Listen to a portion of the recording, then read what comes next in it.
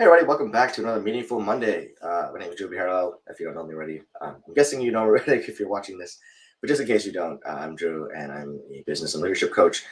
And happy Monday. Hope everyone had an awesome weekend. I had a pretty good one myself. Super Bowl was actually fun to watch. I watched Super Bowl with some friends, and I was going for Cincinnati. Unfortunately, they didn't win, but it was a good game until the last, 2 minutes when the refs kind of got involved. But overall, I think it was actually a really fun game to watch. It was really the defense on both sides played pretty well, and yeah, it was worth watching. It wasn't one of Super Bowls where it's like blowout on one side or the other, and those aren't the one. Those are not just the one that you want to watch because they're not really that much fun. But it was competitive all the way through, and it was a lot of fun to finally see the result. And the Rams worked hard for it, so congratulations to them. But today we're not talking about that. We're talking about adversity, which kind of relates a little bit to sports and things like that. But there's going to be a couple sports analogies in this, so I hope you follow sports in some form or another. But the whole point of today's conversation is about adversity and why it's important to have a catalyst for change sometimes. What do I mean by that? What I mean is when you're going through your life and as a child, you have certain things that you deal with and you create formative memories. What makes those memories stand out to you is that they're core memories and they're different from what you've experienced before, or they're meaningful to you in some way or another. And as you grow, those memories kind of change. You have different kinds of memories that stick out to you, different things that happen that are impactful for you and for different reasons.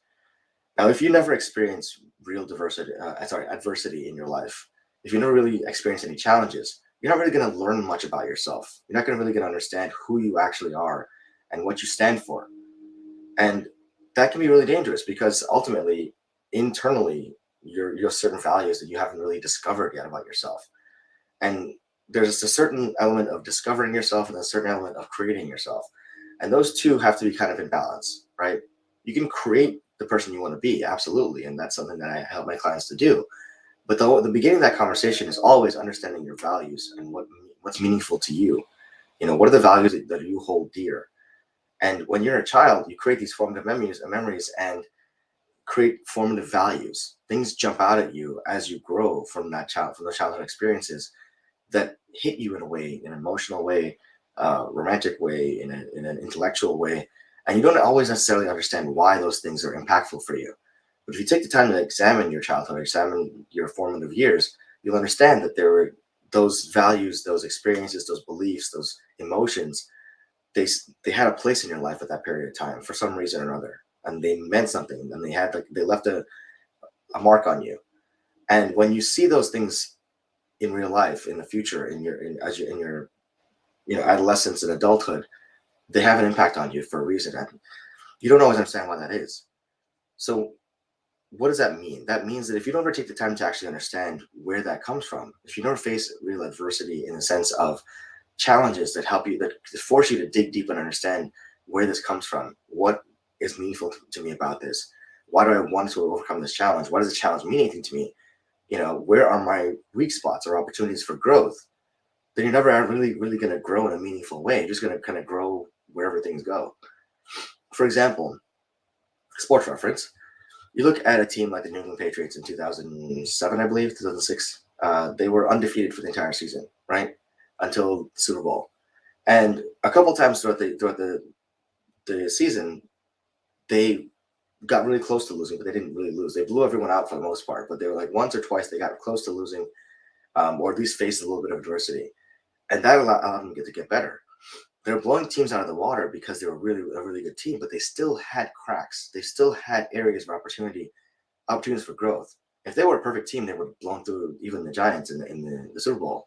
Now, granted, there were certain things that happened in the Super Bowl that year that made it kind of questionable and made it kind of figure, okay, well, was this really the Patriots' failure? Was it the Giants' success, or was it kind of a combination of all of the above? But at the end of the day, if they're a perfect team, they're never going to lose, right? And there's no such thing as a perfect team, right? There's always going to be opportunities for growth. There's always going to be opportunities to improve. But if you never expose what those things are, if you never understand or face a situation that makes you see what those things are and exposes the cracks in your armor, the chinks in your armor, so to speak, you're never going to understand where the opportunities are to improve yourself. And that's what I mean by adversity.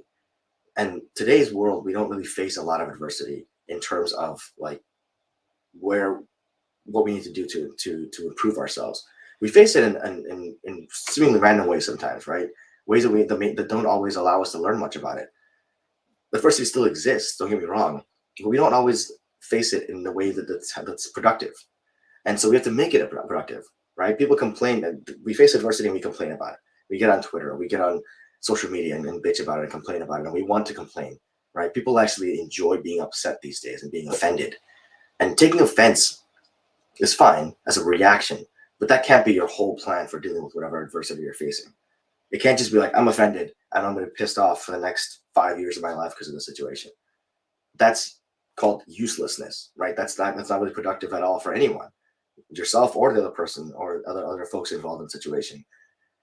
Being angry and being offended, that's a reaction. That's an immediate reaction. And that is absolutely valid until it's not. Because at a certain point, you have to turn that anger, turn that offensive feeling, offended feeling into action of some sort. Now, whether that action is having a conversation with that other person, if it's worth it, or that organization or whatever, addressing the situation, or whether looking within and saying, how do I deal with this better in the future? How do I improve myself so that this doesn't offend me in the future, or so that I can overcome this much quicker in the future? Or what is it about the situation that's really making me angry? Because it may not be a reasonable angerness. It may not be a reasonable response to the situation that's happening. Again, going back to that thought from the past of your childhood, you may have had some experiences that make that a really meaningful thing for you and only for you. Whereas a normal person who's not you, not that you're not normal, but let's be honest, what's really normal, right? Another person who didn't have those experiences that you had might not find that as offensive or might not find that as angering as you do. So understanding that there are differences in how everyone processes things, and there's not really a right and wrong when it comes to emotionality, right? There's a situation where you get super triggered by a situation, someone else does not. They're not wrong by not getting triggered by the situation, and you're not wrong by getting triggered by the situation. It becomes a discourse, or it can become a discourse, where both people can be right, and both people can also be wrong, right? There's no such thing as an incorrect reaction. There is, however, an unreasonable reaction, right? There's a reaction where you say, I'm going to choose to sit in this reaction and just simmer in it for God knows how long, right? Because I want to be offended, because I like being upset, because it's cool to be upset nowadays. It's cool to be offended.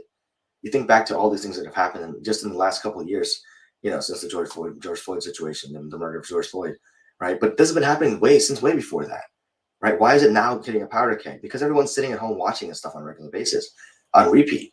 But it's been happening for hundreds of years, right? At the very least, it's been happening since the 90s. And Rodney King was the first thing that I remember where something was caught on video, where the LA cops were caught beating a black man, senseless for no reason other than the fact that he was just black and got pulled over.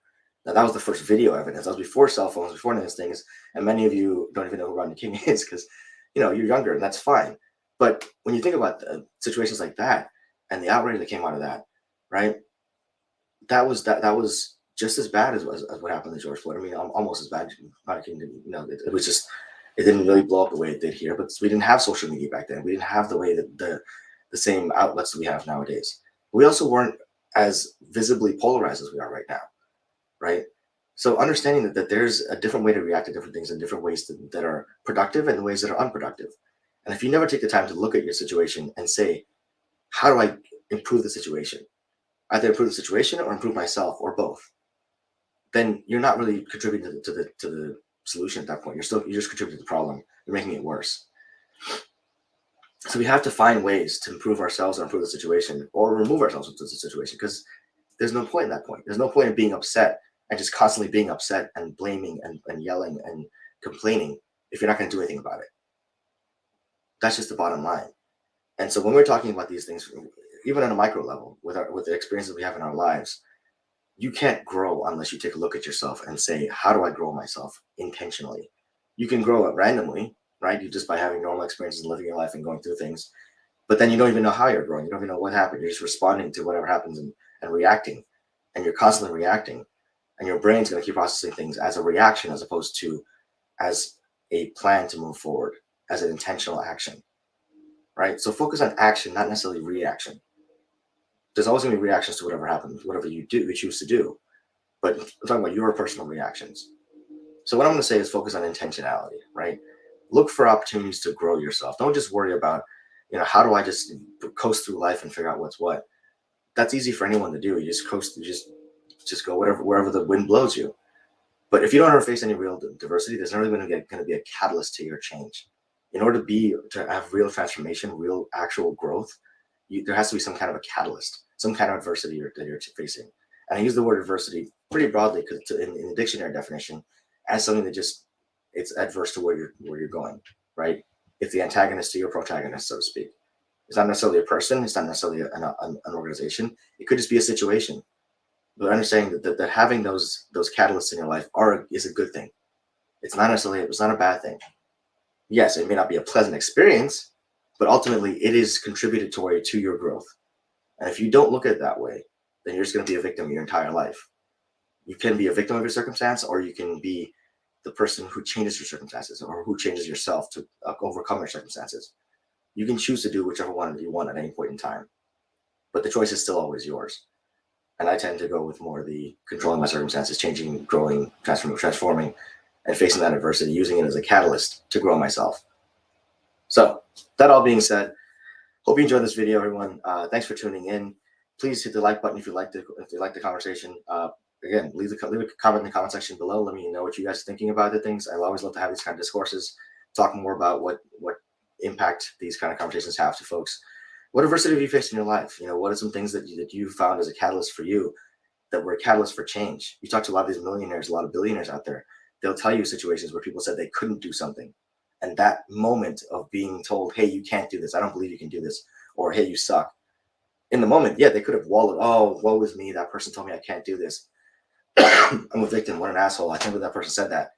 Or what they did, they can take that path and say, you know what? Screw that person. I'm going to go ahead and do this in spite of them. I'm going to prove to them and to myself that I can do this because I know I can do this.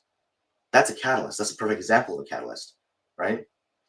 So think about things from that perspective and let me know in the comment section below what you guys think. All right. Thanks again for tuning in. Hope you guys have an awesome week, and I'll see you guys soon.